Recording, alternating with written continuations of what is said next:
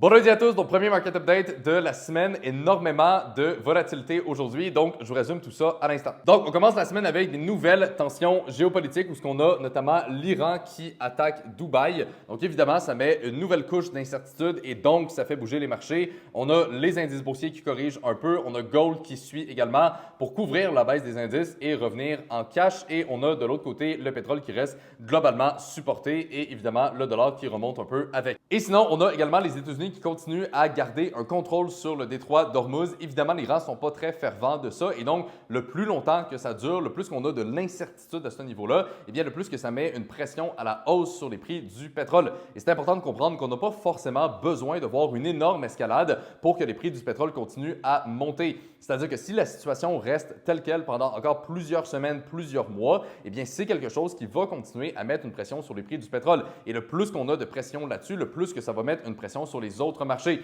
Donc pour l'instant, on n'a pas vu de grosses corrections de prise de profit majeure dans les dernières semaines. Par contre, si les prix du pétrole continuent de monter et qu'on atteint par exemple 110, 115, 120 dollars sur les prix du baril et potentiellement même plus, eh bien c'est là qu'on va commencer à voir les indices boursiers corriger. Gold va corriger également et le USD va remonter dans son range. Donc, ça reste encore une fois le sujet le plus important à surveiller pour cette semaine. Est-ce qu'on va avoir une plus grosse escalade? Est-ce qu'ils vont réussir finalement à s'entendre? C'est la question qui plane. Pour l'instant, les récentes nouvelles ne sont pas très positives, mais il va falloir garder un œil très précis sur ce qui va arriver entre les États-Unis et l'Iran dans le prochain 24 heures.